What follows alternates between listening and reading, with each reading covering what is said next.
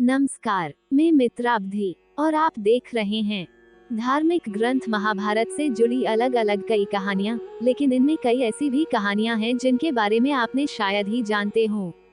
जानिए धार्मिक ग्रंथ महाभारत से संबंधित ऐसी ही 11 कहानियों के बारे में। कहानी नंबर 1। कर्ण दान करने के लिए काफी प्रसिद्ध था। कर्ण जब युद्ध क्षेत्र में आखिरी सांस ले रहा था तो भगवान कृष्ण ने उसकी दानशीलता की परीक्षा लेनी चाहिए। वे गरीब ब्राह्मण बनकर कर्ण के पास गए और कहा कि तुम्हारे बारे में काफी सुना है और तुमसे मुझे अभी कुछ उपहार चाहिए। कर्ण ने उत्तर में कहा कि आप जो भी चाहें मांग लें। ब्राह्मण ने सोना मांगा। कर्ण ने कहा कि सोना तो उसके दांत में है और आप इसे ले सकते हैं। ब्राह्मण ने जवाब दिया कि मैं इतना कायर नहीं हूँ कि तुम्हारे दांत तोड़ूं। कर्ण ने तब एक पत्थर उठाया और अपने दांत तोड़ लिए। ब्राह्मण ने इसे भी लेने से इनकार करते हुए कहा कि खून से सना हुआ ये सोना वह नहीं ले सकता।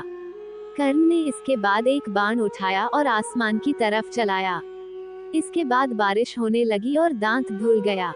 कहानी नंबर 2। कर्ण और दुर्योधन की दोस्ती के किस्से तो काफी मशहूर हैं। कर्ण और दुर्योधन की पत्नी दोनों एक बार शतरंज खेल रहे थे। इस खेल में कर्ण जीत रहा था, तभी भानुमति ने दुर्योधन को आते देखा और खड़े होने की कोशिश की। दुर्योधन के आने के बारे में कर्ण को पता नहीं था, इसलिए जैसे ही भानुमति उठने की कोशिश की कर्ण ने उसे पकड़ना चाहा। भानुमति के बदले उसके मोतियों की माला उसके हाथ में आ गई और वह टूट गई। दुर्योधन तब तक कमरे में आ चुका था। दुर्योधन को देखकर भानुमति और कर्ण दोनों डर गए कि दुर्योधन को कहीं कुछ गलत शक ना हो जाए, मगर दुर्योधन को कर्ण पर काफी विश्वास था। उसने सिर्फ इतना कहा कि मोतियों को उठा लें। कहानी नंबर 3। जब दुर्योधन कुरुक्षेत्र के युद्ध क्षेत्र में आखिरी सांसें ले रहा था, उस समय उसने अपनी 3 उंगलियां उठा रखी थी। भगवान कृष्ण उसके पास गए और समझ गए कि दुर्योधन कहना चाहता है कि अगर वह 3 गलतियां युद्ध में ना करता तो युद्ध जीत लेता। मगर कृष्ण ने दुर्योधन को कहा कि अगर तुम कुछ भी कर लेते तब भी हार जाते। ऐसा सुनने के बाद दुर्योधन ने अपनी उंगली नीचे कर ली। कहानी नंबर 4। महाभारत के युद्ध में उडुपी के राजा ने निरपेक्ष रहने का फैसला किया था। उडुपी का राजा न तो पांडव की तरफ से थे और न ही कौरव की तरफ से। उडुपी के राजा ने कृष्ण से कहा था कि कौरवों और पांडवों की इतनी बड़ी सेना को भोजन की जरूरत होगी और हम दोनों तरफ की सेनाओं को भोजन बनाकर खिलाएंगे। 18 दिन तक चलने वाले इस युद्ध में कभी भी खाना कम नहीं पड़ा। सेना ने जब राजा से इस बारे में पूछा तो उन्होंने इसका श्रेय कृष्ण को दिया। राजा ने कहा कि जब कृष्ण भोजन करते हैं तो उनके आहार से उन्हें पता चल जाता है कि कल कितने लोग मरने वाले हैं और खाना इसी हिसाब से बनाया जाता है। कहानी नंबर 5। धृतराष्ट्र का एक बेटा युयुत्सु नाम का भी था। युयुत्सु एक वैश्य दासी महिला का बेटा था, जो गांधारी की दासी था। दरअसल धृतराष्ट्र के प्रेम संबंध उस दासी के साथ थे जिससे युयुत्सु पैदा हुआ था। आखिरकार वह धृतराष्ट्र का इकलौता पुत्र था जो कुरुक्षेत्र युद्ध से बच गया था। वह पांडवों के लिए लड़ने वाले एकमात्र कौरव थे। महाभारत का युद्ध आरंभ होने से पूर्व युधिष्ठिर के आह्वान युयुत्सु ने कौरवों की सेना का साथ छोड़कर पांडव सेना के साथ मिलने का निर्णय लिया था। युयुत्सु दुर्योधन का सौतेला भाई था। कहानी नंबर 6। सहदेव, जो अपने पिता का मस्तिष्क खाकर बुद्धिमान बना था, उसमें भविष्य देखने की क्षमता थी, इसलिए दुर्योधन उसके पास गया और युद्ध शुरू करने से पहले उससे सही मुहूर्त के बारे में पूछा। सहदेव ये जानता था कि दुर्योधन उसका सबसे बड़ा शत्रु है, फिर भी उसने युद्ध शुरू करने का सही समय बताया। कहानी नंबर 7। अर्जुन के बेटे इरावन ने अपने पिता की जीत के लिए खुद की बलि दी थी। बलि देने से पहले उसकी अंतिम इच्छा थी कि वो मरने से पहले शादी कर ले, मगर इस शादी के लिए कोई भी लड़की तैयार नहीं थी क्योंकि शादी के तुरंत बाद उसके पति को मरना था। इस स्थिति में भगवान कृष्ण ने मोहिनी का रूप लिया और इरावन से न केवल शादी की बल्कि एक पत्नी की तरह उसे विदा करते हुए रोए भी। कहानी नंबर 8। अभिमन्यु की पत्नी वत्सला बलराम की बेटी थी।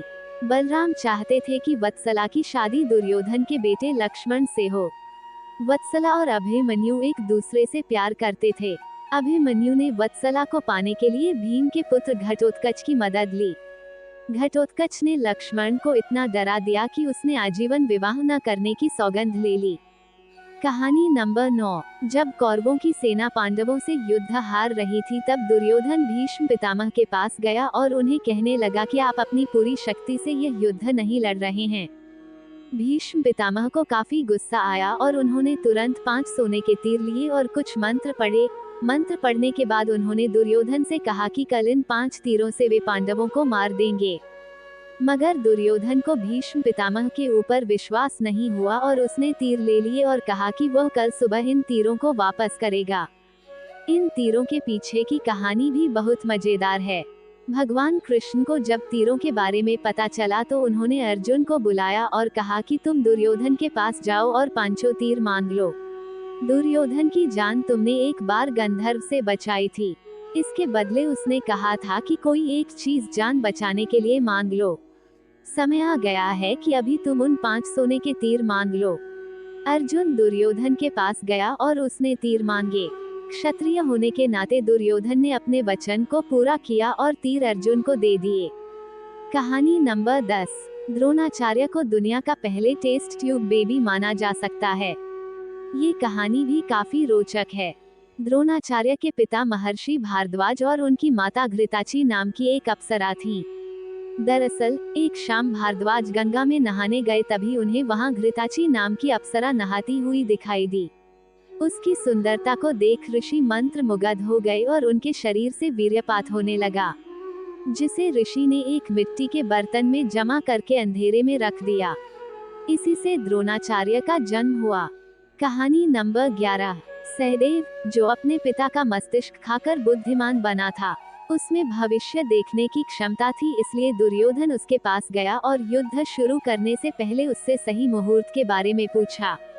सहदेव ये जानता था कि दुर्योधन उसका सबसे बड़ा शत्रु है, फिर भी उसने युद्ध शुरू करने का सही समय बताया। आपको सभी 11 कहानियां में से कौन सी अच्छी लगी कमेंट करें, और कुछ कहानी सुनने के लिए चैनल को सब्सक्राइब करें। शेयर अवश्य कीजिए अपने दोस्तों को, ताकि धार्मिक कथाओं को सुनने से कई जन्मों की पाप धुल जाते हैं। आपका दिन शुभ हो। Thanks for watching.